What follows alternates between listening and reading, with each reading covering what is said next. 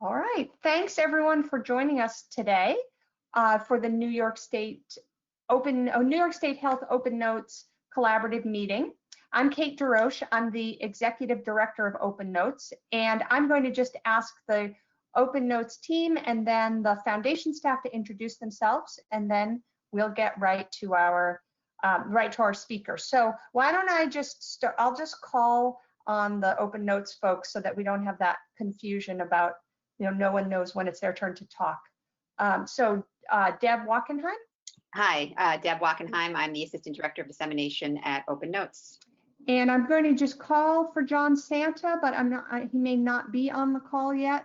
Okay, John will be joining us. He is our Director of Dissemination at OpenNotes. I think that's it. We also have Amanda Norris, who's kind of in the background as our tech support person. And I think that is it from the OpenNotes team. I'm going to turn it over now to Makaya for the foundation. Hi, good afternoon.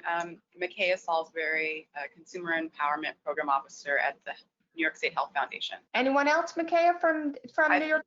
Janelle and Abby Tall, I believe, are on. Hi, this is Janelle Tillman, Program Assistant at the New York State Health Foundation. Anyone else from the New York State Health Foundation? Okay, well, I know we'll be doing a roundtable later on in the meeting, so we'll have the grantees just introduce themselves as we work through the roundtable. I'm going to start us off by introducing our speaker today. It's my great pleasure to introduce you to Fabienne Bourgeois. She is a physician, an assistant professor of medicine and physician and informaticist at Boston Children's Hospital. Her primary area of expertise is centered on informatics-based contributions to clinical care. So she works, she's helped to build and implement the patient portal, and she's been the physician lead on Boston Children's Hospital's MyChildren's patient portal for the last 10 years. She's been our close collaborator on OpenNotes for pediatric populations for quite a few years now, and I'm very pleased to introduce her to you. Bobby? Thank you. Thank you. Thank you for that wonderful introduction, and thank you so much for having me. All right, thank you so much for having me. I'm going to talk a little bit about OpenNotes at Boston Children's. I'll give you a little bit of background about why notes are important in pediatrics and adolescents and some of the nuances that make it as some additional benefits in an adolescent space around sharing notes. I'll obviously also talk a little bit about some challenges with deploying pediatric and adolescent notes. And then I'll give you a bit of a journey through our OpenNotes implementation here at Boston Children's and some of the lessons learned and some of the data we have. And then I'll briefly also touch upon the impact of the 21st Century Cures Act on how we're implementing notes here at Boston Children's. So it turns out for the pediatric and adolescent population, there are actually some specific improvements that we see that are very specific to this patient population in terms of giving access to notes.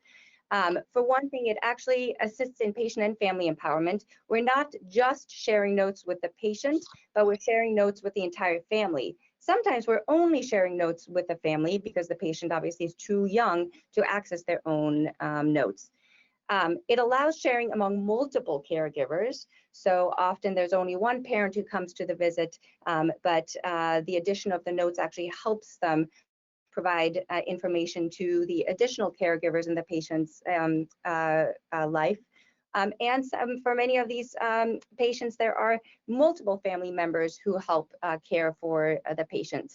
And allowing access to the notes really improves their access to the information they need to help support the patient's care. Particularly for patients, for pediatric patients, provides a longitudinal medical narrative, because essentially we are starting from day zero and providing them with all of the information they have for their entire lives. And for our patients with special health care needs, it is a particular benefit for care coordination.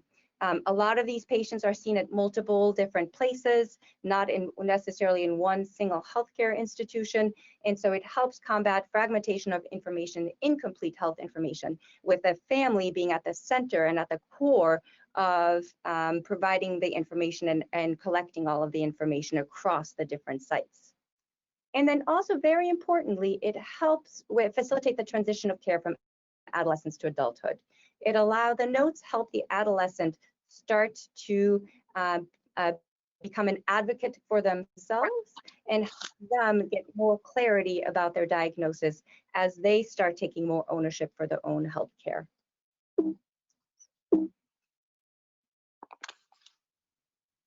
So this is really a nice diagram from a clinical informaticist, Chetan Sarabu, who put it together, where really the note really serves as a summary and synthesis of all of the data in the patient portal, and therefore allows the patient and family to really be healthcare and empowers them to then share that information across their entire kind of continuum of care.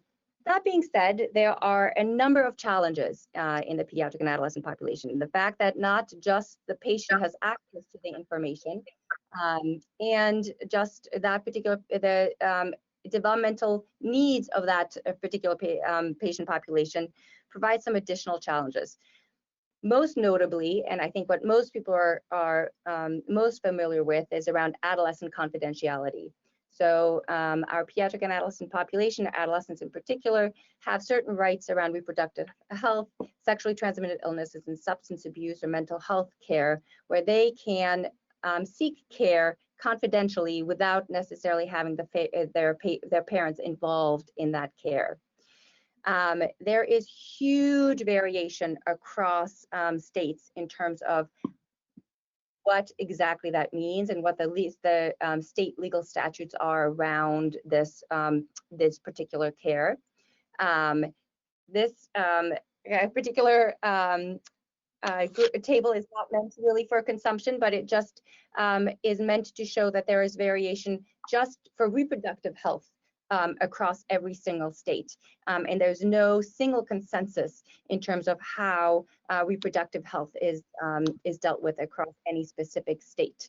But nonetheless, there's an expectation that this information is withheld from the parents and that this information is not shared with the parents. There's also information that is often provided by a parent with the expectation of confidentiality.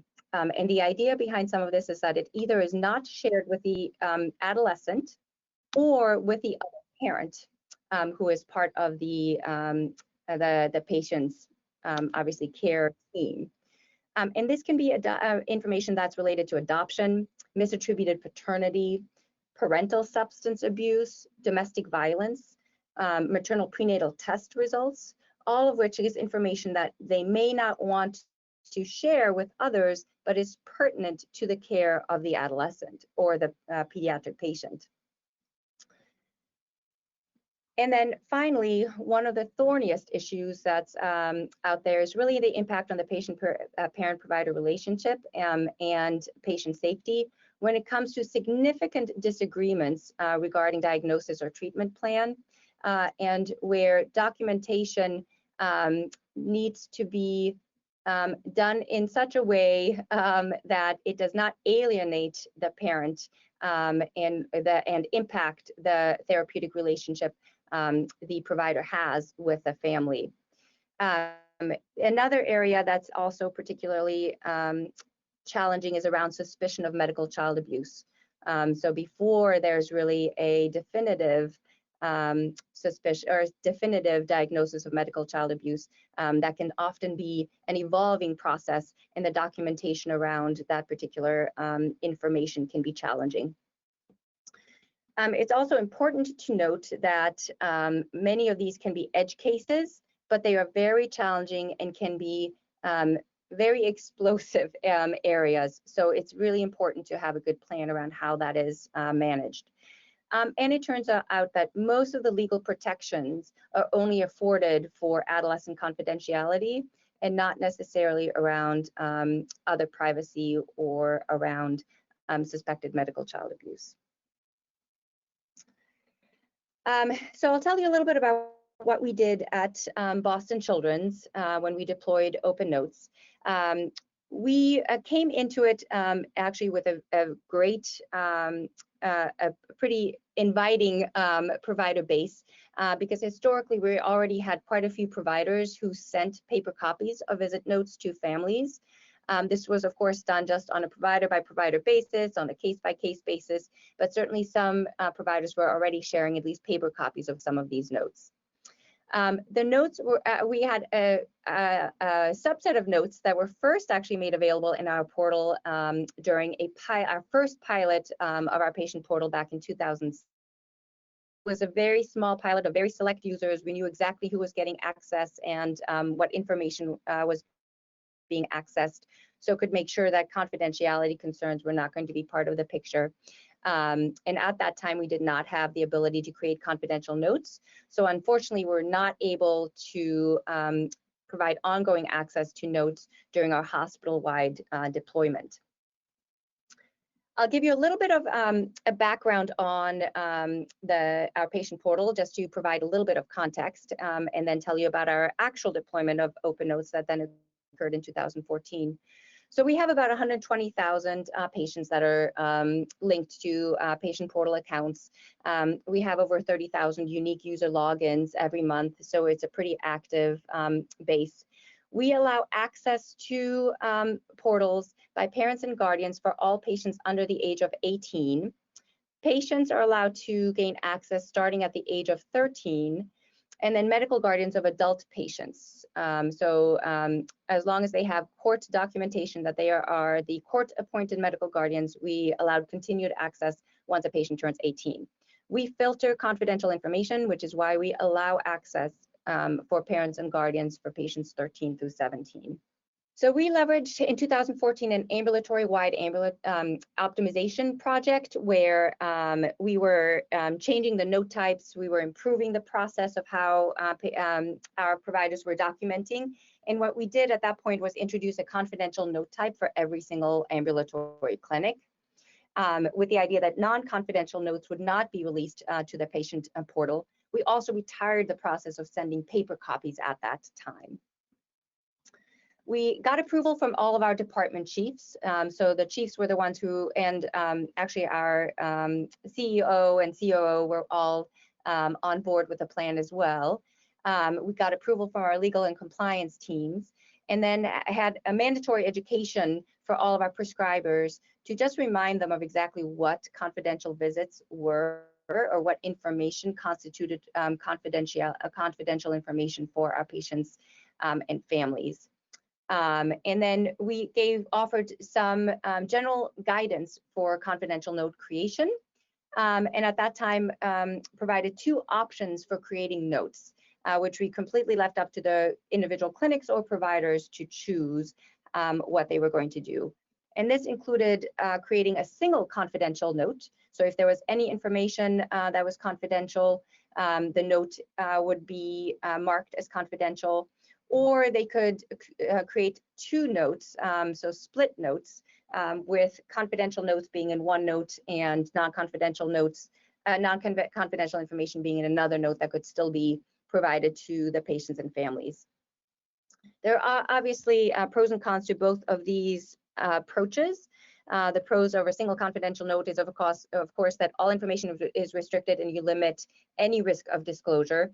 The con, of course, is that you're restricting access to medical information and you're essentially bypassing what we're trying to do here, which is provide access to health information to our patients and parents.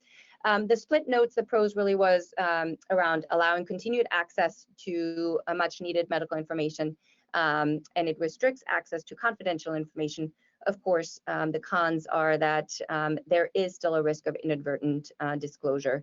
And it does fragment documentation of care in the medical record. So this is essentially what our confidential note types looked like, continue to look like. The providers can select the note type either at the beginning of the visit or at the note creation, or can do it at the time of signing of the note. I will mention that when we first went live in 2014, we could only select the confidential note at the time of note creation, but that since has been improved, and we can change the note type to confidential at any point in the journey. We did also back in 2014 have individual meetings with our high-risk clinics. So this included psychiatry, adolescent gynecology, our child protection team, and our adolescent substance abuse program. And we allowed these particular clinics the option to either default to confidential notes or not be part of the initial release. And the clinics at that time asked for initial deferral of release with the option to join later. The reason we actually allowed this to happen was because of this technical limitation that I noted earlier, where the note type had to be selected at the time of note creation. And there was a lot of concern that with all the rotating trainees coming through the programs, that the inappropriate note would be selected and the attending may not notice at the time of when they were signing the note. So what happened? So when we went live, actually, it was a huge crowd pleaser for our patients and families, and it actually drove up our registration process at that time. So we increased our registration process by about 50% within the first few months of going live. We also heard back and got a lot of feedback from a lot of our families, including that part of what I mentioned at the beginning of the talk, that for some of our families, being able to share it with the other parent who was not necessarily at the appointment was really a wonderful addition for them.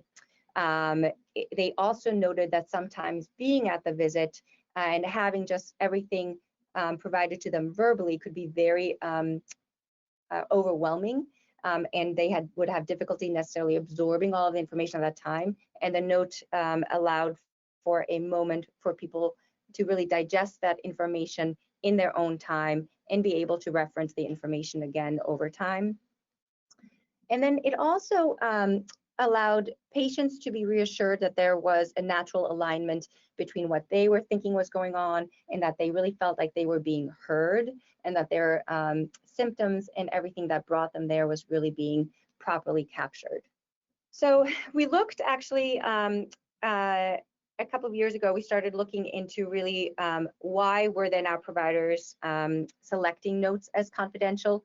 We were really allowing the individual providers to select the notes as confidential, and we really didn't provide much more guidance beyond our initial educational module. So we ended up doing an audit to take a look at really why people were selecting notes as confidential. There were definitely a few clinics that were using the note types more commonly than everyone else, although every single clinic had availed themselves at some point or another of the confidential note types. We also noted that the confidential note types were being used across every single age group. And so whether they were under 13. So a specific audit, we looked over a 1-year period, and there were close to 400,000 notes, and about 2.5% of those notes were actually flagged as confidential. And we kind of looked at why people were noting these notes as confidential.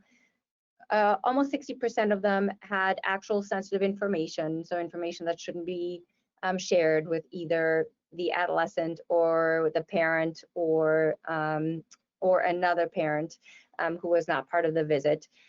Another about 25% were had screening questions, so confidential screening test questions, even though the responses were all negative. So the typical questions we ask all of adolescents around their sexual activity, around illicit drug use, all of those things. So even if they were noted as negative, they were still asked with the expectation of confidentiality regardless of the answer. So those were another 26%. And then we found about 16% that we could not figure out why a provider had denoted that particular note as confidential. When we looked at the reasons for those that actually fell in the bucket of sensitive information, the vast majority of our notes that were selected as confidential were around mental health. We have a lot of clinics that multidisciplinary clinics where psychologists are embedded within the multidisciplinary team, and the vast majority of the mental health ones were essentially those particular multidisciplinary clinics where there's psychologists involved. There was also kind of the expected adolescent substance abuse or adolescent sexual history that was positive, that was noted, or there was some degree of kind of intimate partner violence that was also described within the notes. And then there was also a subset of notes where parents were providing information with the expectation of confidentiality. A lot of it, again, was around mental health that was being disclosed, but also around parent or family substance abuse. And then guardian sexual history, and those were actually, interestingly, in a few of our clinics that are specifically around neonatal HIV or neonatal Hep C exposure, where most of the information was really around the maternal HIV or Hep C status. And then again, there was some information around domestic violence. And then we had the expected subset of notes that dealt with complicated social situations, where again, some of the information was not meant to be shared with the adolescent or with another parent, or there were some legal issues, significant disagreements between the provider and the patient or family, and then some notes with around DCF custody, and a small number around paternity and medical child neglect. So really the lessons we learned during all of this was really that we saw a significant increase in user registration and logins around our deployment of notes. Families really enjoyed it. We got a lot of feedback from our families anecdotally about how beneficial this was. We also saw that there was a wide range of use of confidential notes by clinic. And even though there were a few clinics that use it quite often, every single clinic ultimately used the confidential note types at least once, if not multiple times. And we really didn't hear much. It was a very silent deployment. We've been live now 6 years, and we have not really heard of any significant issues in terms of disclosures or problems with the note sharing. So I'll talk a little bit now also just about the 21st Century Cures Act and how that's impacting some of this. So as everyone here knows, this really is meant to further promote access and exchange of health information, in particular access and exchange for patients and families, really give them all of the health information that they need so that they ultimately can also optimize their healthcare by using third-party apps to interact with some of their health information. Importantly, though, there are obviously some provisions that are going to complicate things for the pediatric and adolescent population. And so there are a few exceptions that are going to be important in terms of how the information is going to be released for the pediatric and adolescent population. Just as a reminder, there are a lot of different types of information that need to be provided, but really the clinical notes are what we're most focused on. So both ambulatory, not only ambulatory notes, but also inpatient notes, ED notes, all of those are going to have to be made available. So the specific exceptions that are part of the 21st Century Cures Act, there are really 8 of them. I won't go through all of them, but I will highlight a few because these are going to be the ones that are actually most important for us in terms of how we're thinking about releasing information, or how we're going to make sure that we're still protecting our patients and families in an appropriate manner. So preventing harm, privacy, and infeasibility are really going to be the major exceptions that are going to be invoked. I will also say that there is going to be huge variability in how every institution will interpret ultimately some of the Cures Act provisions, in particular around information blocking, including who has access, whether or not parents can be blocked for adolescents or not.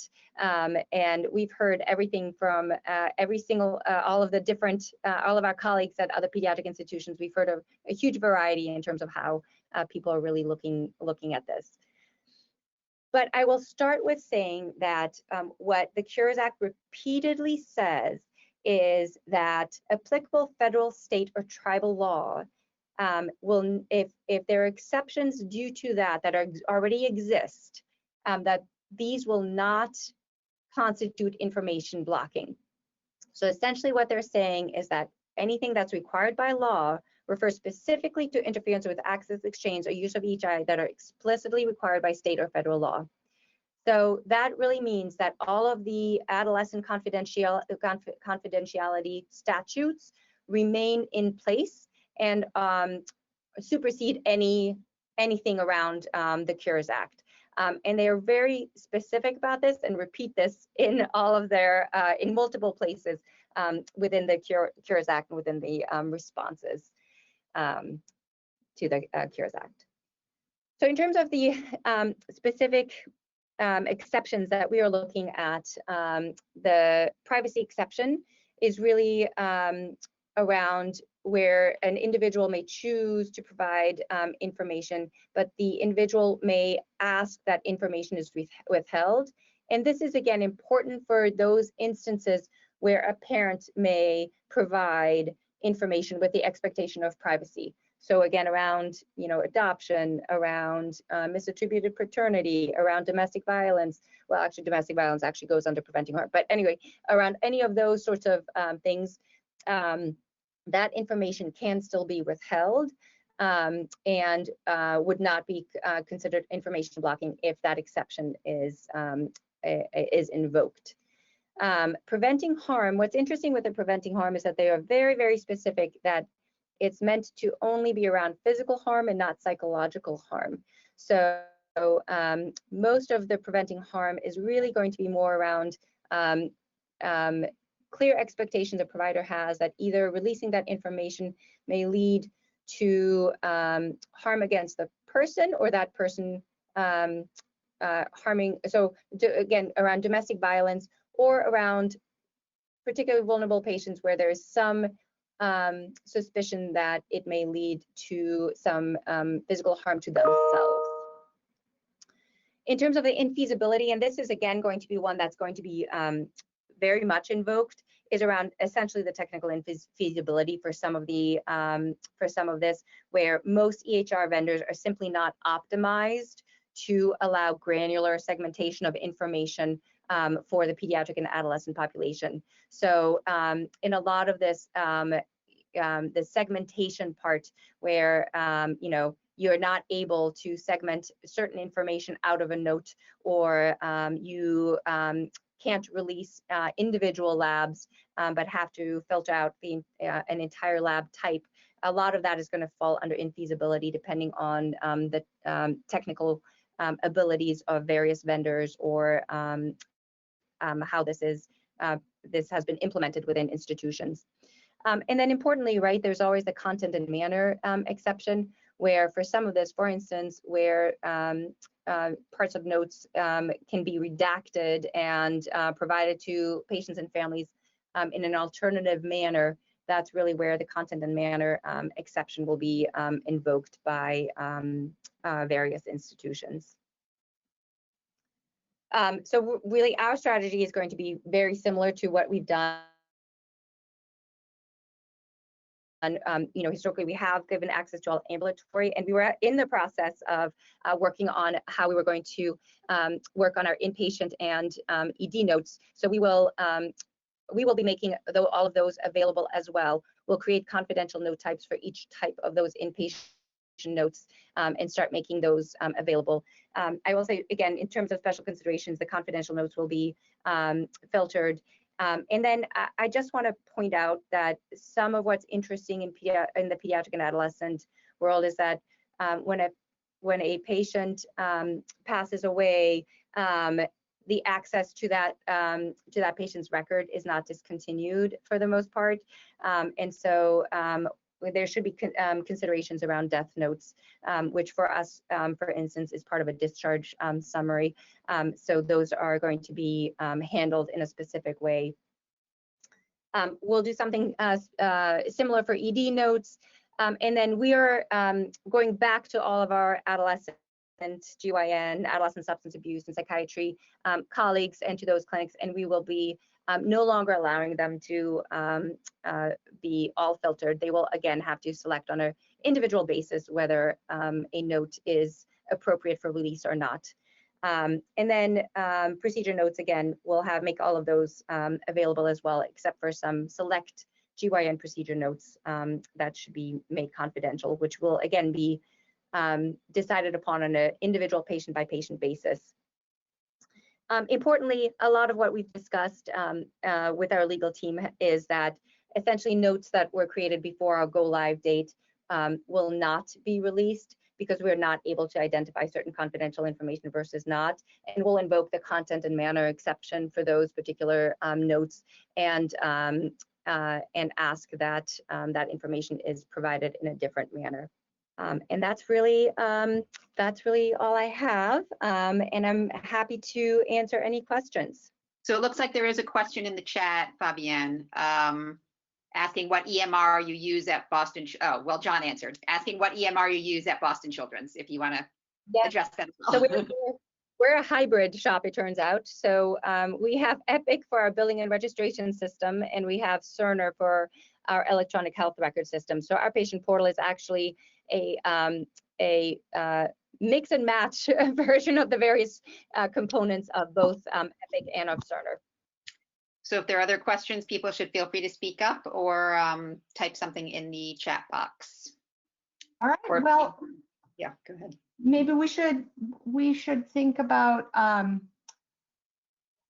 moving on. Although I just want to, Fabienne, can you just I think one question that comes up all the time, and I know you covered it in your talk, but maybe you could just say a little bit more about how you deal with the issue of adolescent confidentiality, because that's a regular issue that comes up with pediatric providers.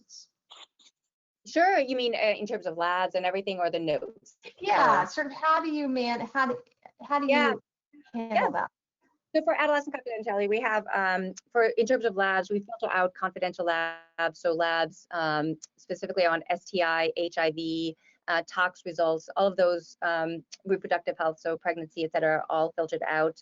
Diagnostic studies like pelvic ultrasounds for patients over the age of 12, where there may be an unexpected pregnancy, are filtered out.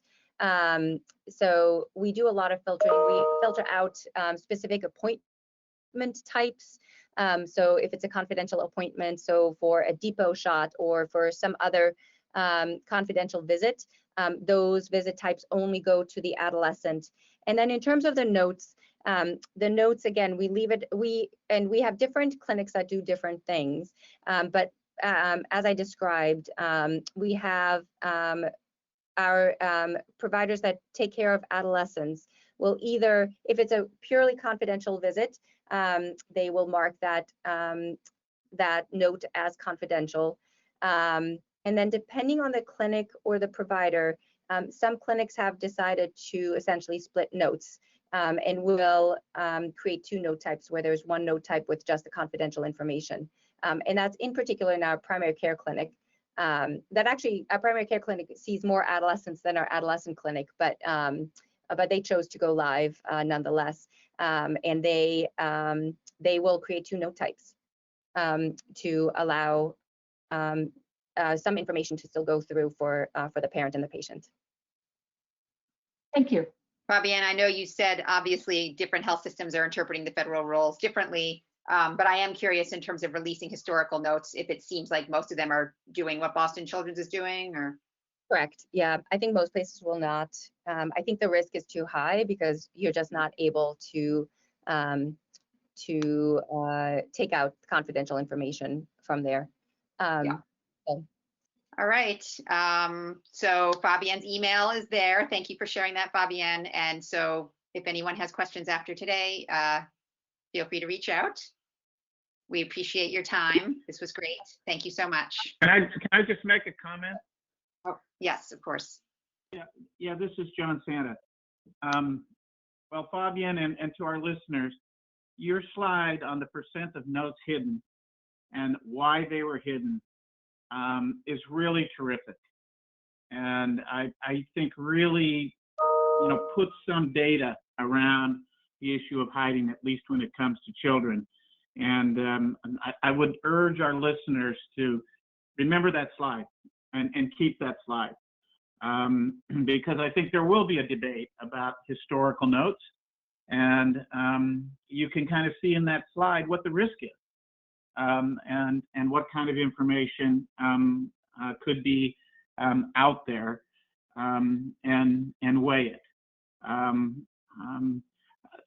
It's the first time I've seen detailed information about why notes were being hidden.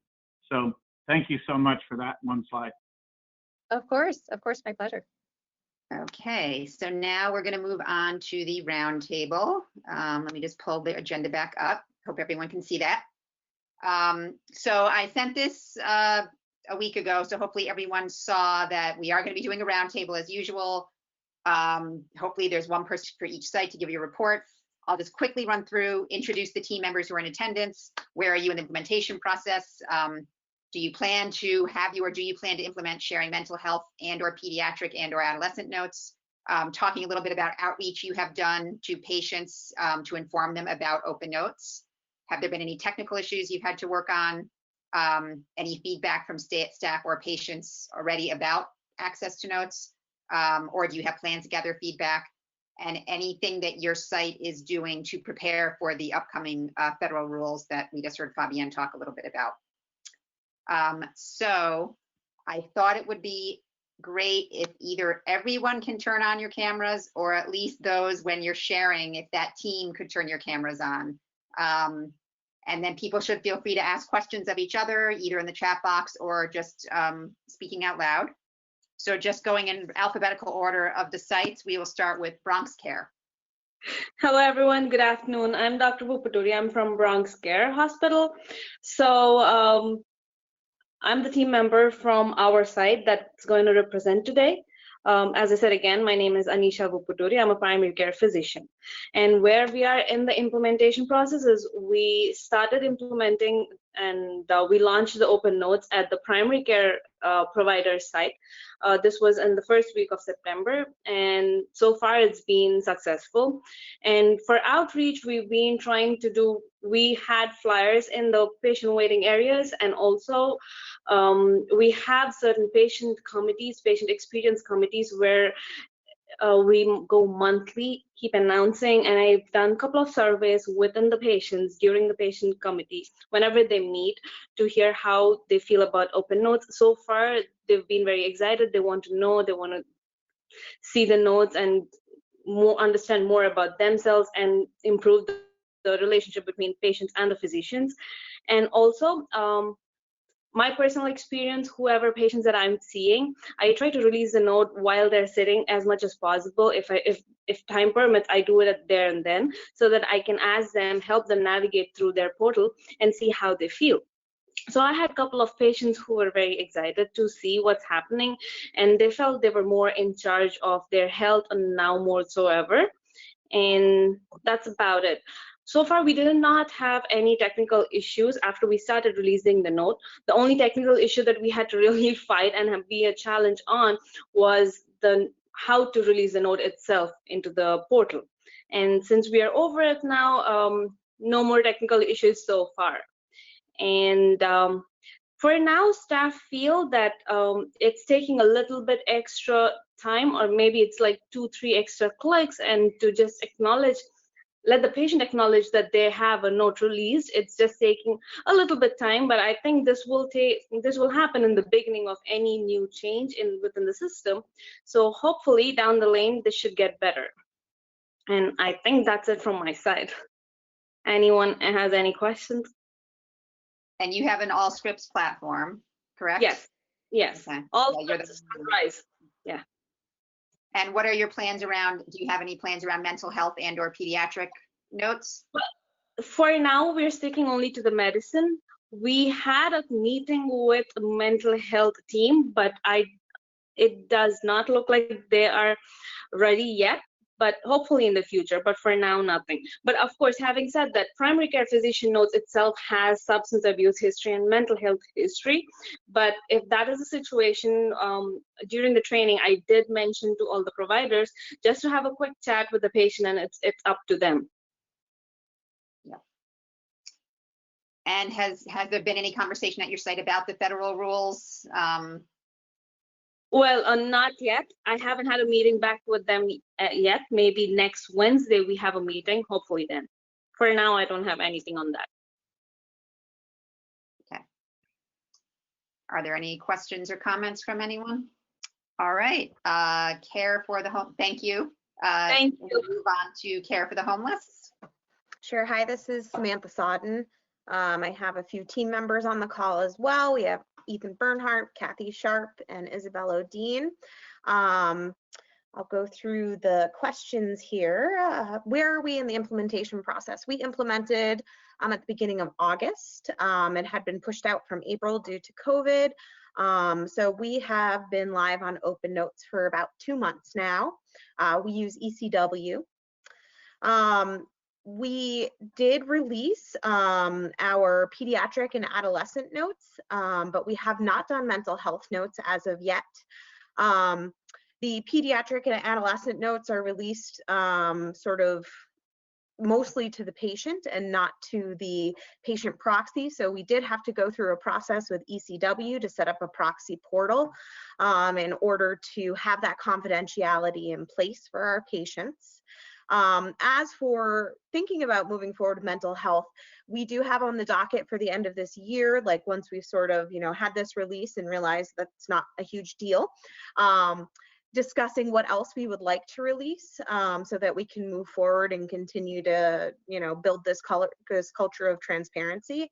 So that is something that we will be discussing sort of once we get through this first, few months of being on OpenNotes. Outreach, we have done a number of things. We have eClinical Messenger, so SMS texting, and we did send out a custom campaign around the use of OpenNotes. We have been also sending blast emails through our patient portal so that our patients are aware that this is coming, with also, general steps on how to get there and view that within the computer login.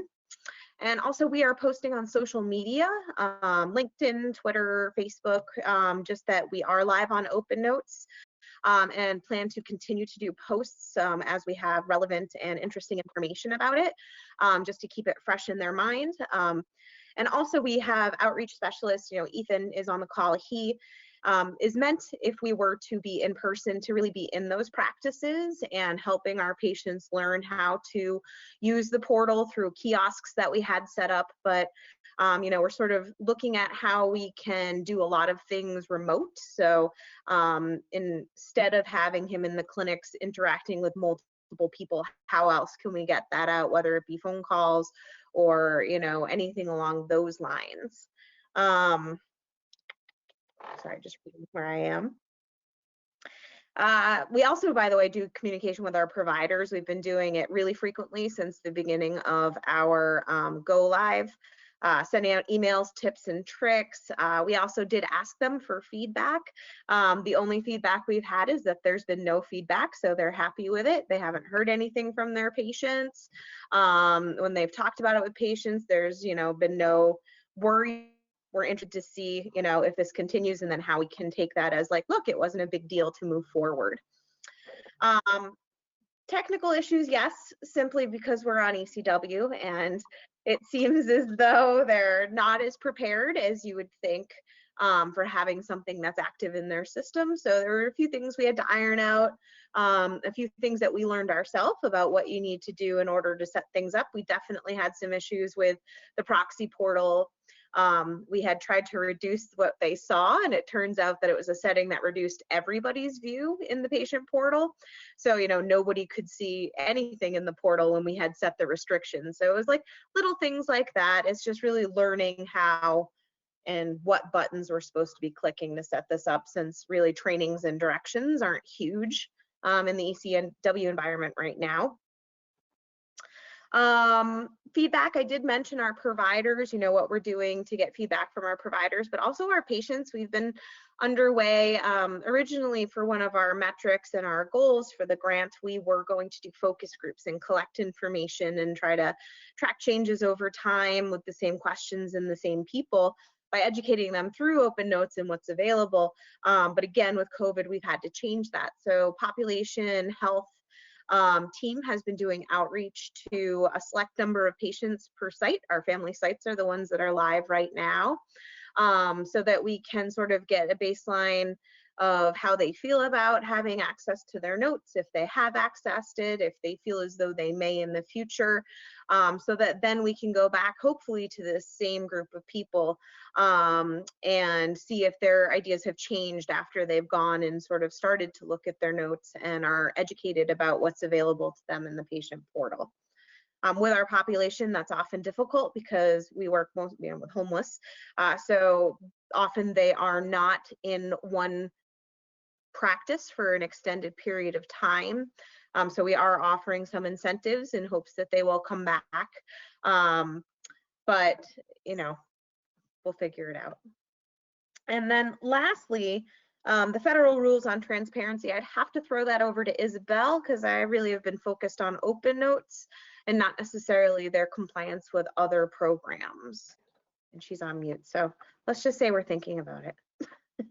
Yeah, I know you guys did a lot to work through some of the ECW issues. So the rest of you who are on ECW, Care for the Homeless would be a great organization to talk to if you want to hear about how they were able to kind of overcome some of the barriers. Could you talk a little, I know you guys did a great job of putting together a patient outreach flyer that you kind of had to create yourselves, if you wanted to just share a little bit about that.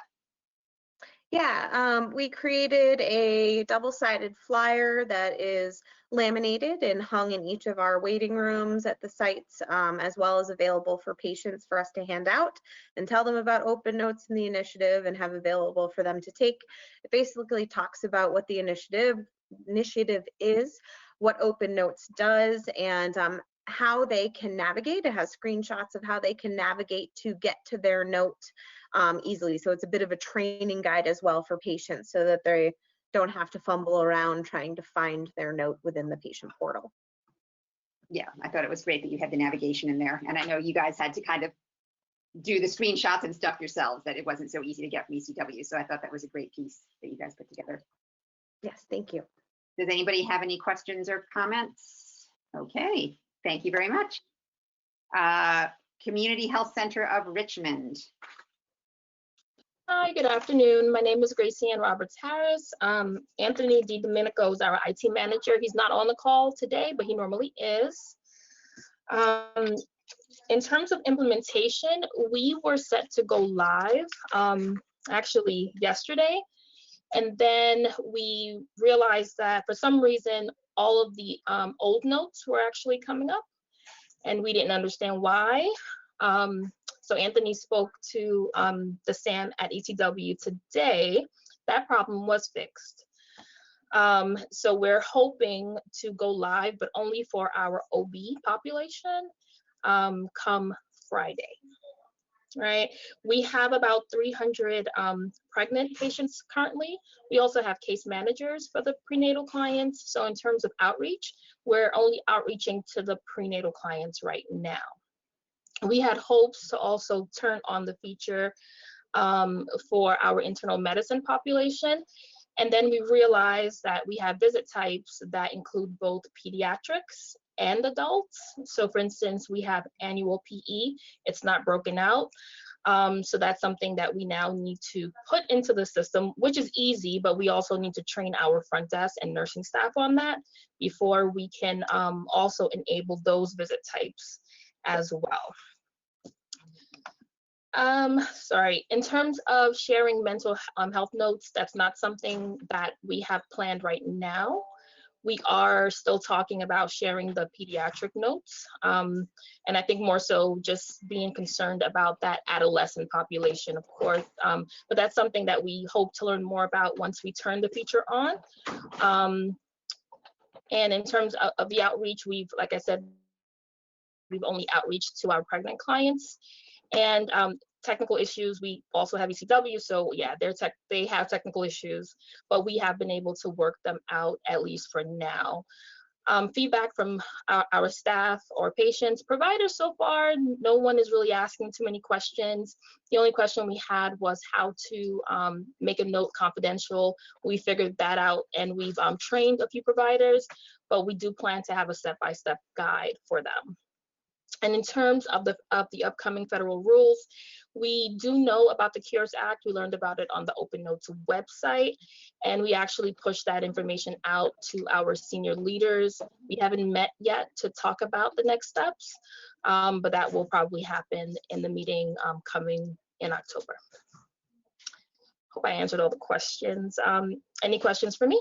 Yeah, that's unfortunate that it started with all the past notes. I know that was something that had been an issue with ECW, and I'm glad that they fixed it quickly. Yeah. Yes. Can I ask really quick? This is Michelle Braun from Upstate Family Health Center. Who's your SAM? I'm just curious. Yeah, I could get you that name. Anthony would know that. Oh, okay, all right, that's okay. I just sent another email to mine, so. Yeah, it was strange. Anthony actually spoke to two people. So the first person told him that it can't be fixed, and then he got the SAM on the line, and then it was like, oh no, we can fix it. We've actually heard of this problem before. So ECW, it's kind of who you talk to on any given day. That's the answer that you're gonna get. Yeah. Okay. Any other comments or questions for Community Health Center of Richmond? All right, Garnet Health.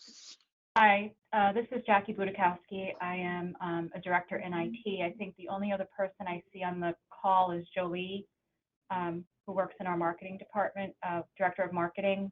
I wish we had some of our clinicians on the phone. I'm a nurse, so not actively working, but I've been working with the clinical team on the outpatient side to try to get the grant, and then we have relies on Epic, both inpatient and outpatient. So we did go live in July on the outpatient side with everyone except for mental health. We did go live with pediatrics. That number of MyChart active patients is low in that department, and I think we only have maybe a few different cases that they viewed the note. But you know, I just want to take a second and say thank you to the speaker, because I think the view of you not releasing historic notes in the adolescent community will help, you know, your reason for that. I can bring that back to the group of people that are working on the information blocking rule.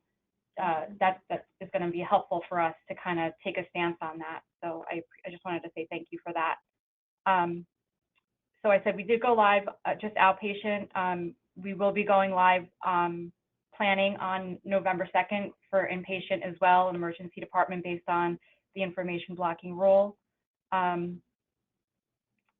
Outreach, Jolie, I'm not sure if you want to talk about all of the things that you've done from the marketing perspective.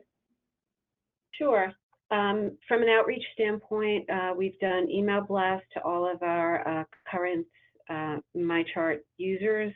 We've done a Facebook campaign and a digital effort. We've got a 3-tiered approach to targeting. One is the young and tech savvy. The second is people who are caretakers for elderly parents who may need to also access their notes after a visit, just to be on top of their health. And then the third is female gatekeepers for the family. And all of those digital efforts lead to a landing page and little sitelet that we created off of our main website. And there are visuals, tutorial visuals that kind of take patients through it. And then they have the opportunity to access their visit notes or to also sign up to become a participant in MyChart. And we've also included the OpenNotes visit notes in all of the collateral pieces that we're doing. So it's included in the MyChart brochure and talks about the benefits to patients of using OpenNotes. And then the latest thing that we're doing is we're doing a little contest internally. So every month we're going to award a pizza party to the department that has the biggest, I guess, Jack, you were calling it the best improvement. And that's a combination of a few metrics, the most viewed OpenNotes, the most signups, and then the highest percentage of patients taking action, so that we can tell that they had a visit and then they took action. So that's kind of the latest thing we're doing, again, just to kind of keep everyone engaged and to keep it top of mind. And we'll be promoting that internally with some flyers. And we also have a newsletter that goes out every month where we're going to highlight that this month in the next upcoming issue. So thank you, Jolie.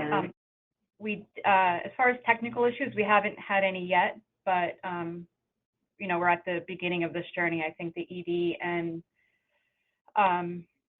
inpatient side will come up with maybe some situations where we need to hold those notes back. Feedback, we have not heard any negative feedback, nor positive, but I'm not on the front line, so I'm not sure what they're hearing in the clinics.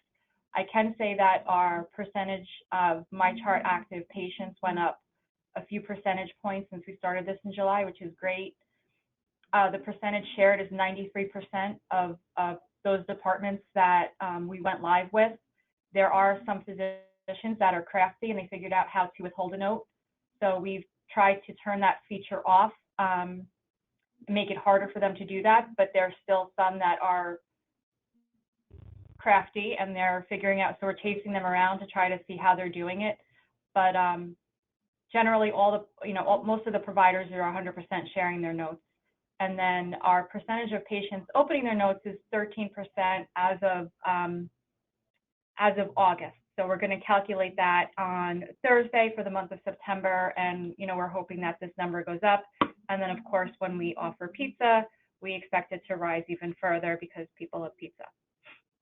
And then I am part of the group of people that are working on the information blocking rule. The only thing I could say is we would love for an extension on that, because I think the more we get deep in the weeds of what it is that we're potentially being expected to do, it's just hard to wrap your arms around it in such a short period of time. The IT, I try to lead my team, like the IT people are really not, we don't really have an opinion here. It's the legal, the compliance. The providers are allowed to have an opinion, although, if they had their way, labs would not be released, that quickly, and, only certain notes would go. So, it's finding that balance and really trying to get through the intent of the rule. From what I understand, Epic has a great user web, and, I'm appreciative of the fact that there's a community of people that we can go to. And I think there's a thread that's almost 200 replies long of people asking questions and getting feedback and what is your interpretation of it. Apparently the ONC is supposed to come out with an FAQ of some sort, or clarification on what they mean in terms of timely release. Our providers are scared that the patient is going to get a potentially, scary lab, not even pathology, but anything, or something that they don't understand, and that they're going to get it before the provider has an opportunity to have that conversation, and notes as well. So, it's still a conversation that we're having. I think we would really appreciate an extension, but who knows if that will happen. Thank you. Yeah, and Kate or John, I don't know if you want to touch on this at all. There is a bit of an extension to February in terms of, and I don't know if you're talking beyond February, but Kate, do you want to address that a little bit? Sure. I mean, the only thing that we know as much as you do, we only really know what ONC releases publicly, but what they have said is that they're not giving an extension on the November date, but they are pushing the compliance back. So there's an additional 3 months before they would start any kind of enforcement around compliance. And then, yeah, we've also heard that they will be releasing an FAQ to kind of give more details on some of the questions. So certainly that's something we will get out to. I'm sure most of you will get it. Someone in your sites will get it, but we'll certainly also send that out once we know that it's available to make sure everybody knows that it's there with more information. Yeah, this is John. Very interesting report. My sense from reading the rule also is when it comes to compliance, they have an expectation that a vendor should know the right thing to do. Their expectation regarding health systems is, well, you get a chance or two before we're going to penalize you. And they are looking at the situations like, harm and privacy on a case-by-case basis. So even when they start their push for compliance, it's going to be quite interesting to see how they do it, especially if they're evaluating on a case-by-case basis. One thing you mentioned that caught my attention is, I think if you have providers who are fooling around with the software in order to hide notes, you really should sit down and have a serious talk with them, because the rule is going to really, I think, not be very sympathetic with that kind of information blocking. And definitely they're going to be looking at individual cases. If there's a provider who thinks, well, all my notes should be blocked for this or that reason, and unless they're doing 100% child abuse or domestic violence, they're probably going to eventually be in trouble, and you're going to be in trouble. Which is why we were glad we went live in July so that we can kind of iron this out a little bit. Yeah. Yeah.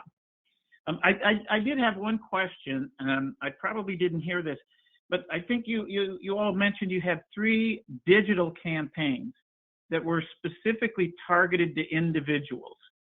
And my question is, how did you identify able to just target them in these campaigns, or was it more of a broad digital outreach saying, well, if you are in any of these groups, how did that work? I think that's directed to Garnet Health, right? Yep. So we were able to segment via Facebook.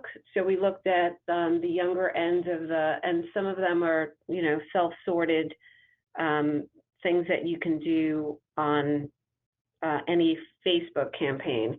So we targeted young, I think 18 to 25. And then we had the female gatekeepers. You can target female, and you could target with kids and other psychographic and demographic information. And then we changed the creative. So the creative looked different for each of those groups, and the message was different. And then the caretakers were focused on, I don't remember how we segmented that, but that was another layer that you could segment through digital. And that was, the visual was a younger person helping like 2 parents, elderly parents navigate. And the message was, if you can't make it to their doctor's visit, you can still be there, something like that. And that spoke directly to them being, not being able to be at all places at all times. And now with OpenNotes, this helps you take care of your loved ones from wherever you are, something like that. So there were three different visuals, 3 different messages, and then 3 different ways that we targeted the group. Wow. I mean, I'm not a very sophisticated person, and I don't even do Facebook. I'm that primitive, but I don't think I've run into anybody doing this like that. And, I mean, segmenting a population is a classic marketing technique and a very effective one. Boy, congratulations. To me, that sounds like a best practice. And to the degree you have time, you should write that up. And if you have some sense of how effective each were, share it and publish that, because we have a lot of implementers, and I've never run into that. I don't know, Deb, if you've seen that, or Kate, you've seen that, but that sounds pretty neat to me. Congratulations. Thank you. And that may be partly why, I mean, 13% note view rate from patients is quite good. So I'm guessing that part of, a lot of that is probably due to the campaigns that you put in place. All right, thank you. So next is Institute for Family Health. Okay, hi, I'm Saskia. I'm unfortunately, I think, the only Institute person on the call today. And I say unfortunate because I am pinch hitting for my colleague, Nandini Shroff, who is on family leave as of today. So I will be reading from her notes. And unfortunately, I'm the project and grant manager for about 20 other programs and don't know that much otherwise about this one, but I will do my best to answer any questions. Saskia, this is Ruth. Sorry to interrupt. Oh, Ruth, you're on the call. Oh, even better. Yeah. Would you like me to read from Nandini's notes and then you can fill in, or would you like to just give an overview? No, you go, and because you have a broader view, but I'm here in case you need me. Okay. I'm so glad to hear that. Thank you. Okay, so Dr. Lesniewski is also here and will actually be able to answer any questions, unlike me. So according to the wonderful notes left by my colleague, the Institute did go live with the OpenNotes in mid-September, and I'm looking here. It was our plan from the beginning, and I believe we rolled it out as a unit to have across our 30 sites to roll out OpenNotes to 5 practices, 5 departments. So in our case, that includes medical, mental health. I'm trying to find the other departments in particular. I don't know if Ruth or Dr. Lesniewski remembers offhand, but I know it's like dental. Okay. I'm assuming care. Oh, here we go. Primary care, behavioral health, dental care, social support services, and nursing. So we're counting those as 5 distinct departments. They're all making clinical notes accessible. And we anticipated that around, that covers about 95% of the patients who receive care at the Institute. So that happened in one fell swoop when we went live in mid-September. We also did a staged rollout kind of communication campaign. So we conducted outreach to patients about OpenNotes using MyChart alerts and messages. We also have digital signage in all of our, or almost all of our clinical locations, which is basically just large television screens. So we created custom graphics providing information. We also posted information on our website as well as social media. We have Instagram, Facebook, and Twitter, and so information about OpenNotes, again, that we created in-house, providing information to our patients was pushed out through those venues. I know that we also conducted a series of provider and staff-facing trainings, I guess you would say, to ensure that everyone understood both the regulatory elements, but also kind of the intent of OpenNotes. So there's been a lot of contact with providers across all of our sites to ensure that they understood what would be happening and why, and how to encourage participation. We're also using new enrollment in MyChart as an opportunity specifically to encourage patients both to sign up for MyChart and also to explain then how they'll be able to use the portal to access visit notes. We are also using, we use a call center to roll a lot of our calls because we have such a dispersed network with so many sites and so many providers. So I know the call center was also given some information so that if people have questions, they know, so they can provide some support. And then I guess that's kind of where I also see that we are now also training new providers on OpenNotes during their standard EHR training. So new hires are kind of having this information included in their initial training so that everyone who is new as of August 2020 and moving forward, that'll just be part of their standard training as they learn how to use the EHR. And in the Institute's case, that is Epic. And then moving forward, the phase we're in now is we're starting to assess usage. We haven't really started to solicit a lot of feedback. I believe at our last call, which was the first call I joined, our open rate is something like 11% right now, but that's with like only a couple weeks worth of data. So we're really, I think it's a very, very small snapshot given that we just went live a few weeks ago. And we haven't yet started to, as I said, really solicit feedback, but we have a plan to gather information from both patients and providers using surveys. We are trying to still determine the best way to distribute and get responses, whether that's through MyChart for patients, through other venues. I spoke really quickly and read things off of a paper, but are there any questions, I guess, that it sounds like I could answer? And if not, I'm really glad Dr. Lesniewski is here and can answer from a clinical perspective. Could you say again, just from the very beginning, the departments that you are releasing now? I got primary care, behavioral health, nursing. Yep. Let me go back up to where she included that and find it again. Yeah, it's really pretty much everything. Okay. Ruth again. Yeah. Yeah. Okay. So, yes. So it is everything, and I guess we broke it down, even though it covers 95% of all of our clinical care, as primary care, behavioral health, dental care, social support services, and nursing. Yeah. Okay. That's great. I didn't know you guys were doing behavioral health from the beginning. My understanding is that because all of our care is co-located and we already have shared notes between our mental health and our behavioral health and clinical providers, that making the distinction actually would have been more challenging in some ways. So it's easier just to leave everything available. And of course, we have just started to talk internally about the providers who are choosing up for clear reasons to, exempt or hide notes. I'm sorry, I don't remember the correct verbiage. Yeah. And an 11% and we is great. Sorry, go ahead, John. Yeah, we only know a couple places in the country who've released dental notes, so good for you. Good for you.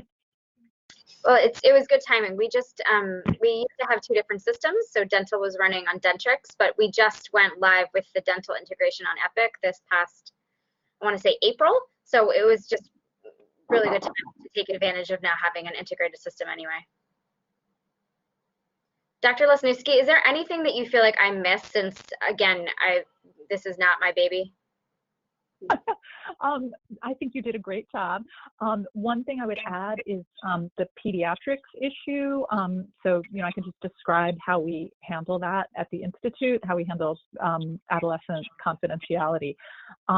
So our system is that we release everything to parents of kids up until the age of 10. When the kid reaches the age of 10, the information that we release to parents is restricted automatically, and the parent becomes able to see only a small portion of what's in the child's chart. The parent can see like immunization record, messages between the parent and staff, but can't see visit summaries or progress notes. However, the patient herself, a patient between over age 10, would be able to have full access to the whole shebang through the portal. So does that make sense? Yeah. So we hide a lot of information automatically for parents, but we allow access to all that information to children over age 10. So the children who do have their own access are able to see notes. Those are now being released to them. They can see notes, but they can also see other things that are hidden to parents, like, you know, test results and problem list, medication list, that sort of thing. Yeah. All right, thank you. And I just wanted to mention, you know, we heard the 2 Epic sites talking about their note view rates. And I know this is much easier to ascertain in Epic than in Allscripts and ECW. So I think this is something over the next few months we'll be talking with the sites about how can we kind of nudge those vendors to allow for more measurement around portal use in general, but some of the specific notes related measures. Okay, and Upstate Family Health Center. Hi, I'm Michelle Brond. I'm the HIT manager. John was on the call. He's done in New York City and his internet went out, so he's not on the call anymore. So we are going live on Monday with 1 provider and we're going paper for right now. It's not going to last very long because I'm going to get ECW worked out one way or another. All right. I'm the one who keeps having the calls. So I'm trying to think. We're just going to have adult notes at this point in time. School-based health centers in New York are not running right now, at least in our area, Utica. We're hoping that they'll get back on, hopefully by January. We'll have our 3 school centers going. The 2 elementary schools, it would be very helpful to have those notes go to the parents, because a lot of the parents don't understand, you know, why it's so important that their kids get seen, get their shots, and the whole 9 yards. The 2 providers that I'm going to have go live on Monday are both fairly new with us. They're very comfortable doing their notes and doing them quickly. We hope to be able to get their notes, the patients their notes that day in their hand as they leave. And if not, we will be mailing them to them. So of course that includes getting the front desk to remember to ask for the correct address. We have a lot of patients who seem to move more than I've ever moved in my life. And that's an issue, and sometimes phones are an issue. We have about 7,000 patients, and we went from a year ago, 400 patients on the patient portal using it, to over 1,000 now using it. I hate to say this, but that was thanks to COVID-19, I think, in part, because nobody wanted to, you know, leave their homes to come see the doctor, and got very used to jumping on the portal. And plus we used that through, we're ECW, so we had to use that for the Helo televisits at first. That's also changed a little bit, and that got easier. So I hope between the Care for the Homeless and the other group that uses ECW and us, we can really start to get things to change.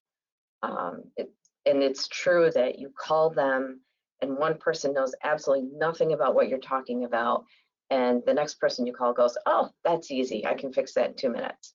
So it would be nice if they got their act together there. But as for the federal rules on transparency, that is actually one of the things that's helping me push this for some of our providers, that if they could figure out how to stop it, they would. So I'm hoping that'll push them. And on a really good note, we have a new provider coming in on October 12th. This is his first day. He's going to start seeing patients within a week. He's an analytics guy. He does health information. He's gotten a bunch of different degrees on top of his medical degree, and I think he's going to be a very good champion for us in this. So battling some of the providers has been rough, but we're going to get there. So that's all I have. I tried to make it quick because I know it's time to go. I know it is getting close. I just wanted to mention, you know, I think on the last call I was on with you guys, I asked how many providers you'll eventually have, and I think you said 9. So I just want to let folks know, if you have 3 by mid-October, that's actually a good chunk of your provider base. I kind of wanted to put that out there for folks. Oh, yeah, we're really small. Sorry, we have 5 sites, but we only have 7,000 patients. So, and yes, we are growing. We started with 4,000 in 2017. So we are growing, and it seems like we're growing faster and faster now. And with this new provider coming on, he's bringing a patient base of at least 2,000.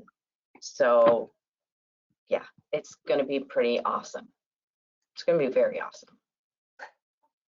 And I'm thinking I'll reach out to the ECW site separately to see if this would be of interest, but I know we all met last February. It might be good to kind of reconvene just the ECW sites again on a call to kind of talk about some of the challenges and what we might want to bring to ECW for them to continue to try to work on. Right, I was looking through our emails, and I know you had spoken to someone named Steve, but I don't know who that Steve was. I couldn't remember his last name, so I'm looking and I couldn't find it. So I'll get that to you. Okay, thank you. All right, so we only have a couple minutes. I know John Santa, who you've come to know, wanted to quickly share. He's retiring. So he wanted to have a minute just to say a few words to everyone. Yeah, I just want to say how impressed I am and how great it's been to work with you guys, and you've done just such a terrific job, and this is really icing on my retirement cake, and thank you. Thanks, John. We are going to miss him a lot. Congratulations on your retirement. So Kate, you want to wrap things up? Sure. Just a couple things. One, I am currently in denial about John Santa's retirement, so please, no one else bring it up. Deb will send out the slides and with some info, and there's info on our site about the federal rules, so we'll send out, if people need the link to that, let us know. Our next meeting isn't until January, but we are available between now and then if you have questions, if you want to call. I've done a couple of presentations for organizations in the group with and without John. Be happy to continue to do that if people want virtual presentations to your clinicians or to your clinical leads. We're happy to do that. Also to patients. Let us know if there are topics that you want to have covered in future meetings. So we're happy to do that. And you can just shoot Deb an email about anything that comes up for you that you think, oh, I wonder if the rest of the group wants to talk about this. So just let us know. Those are my final, I think those are the final things I needed to say, except also to just say thanks to everyone for the terrific work that you're doing. It's really exciting. Thank you, everyone.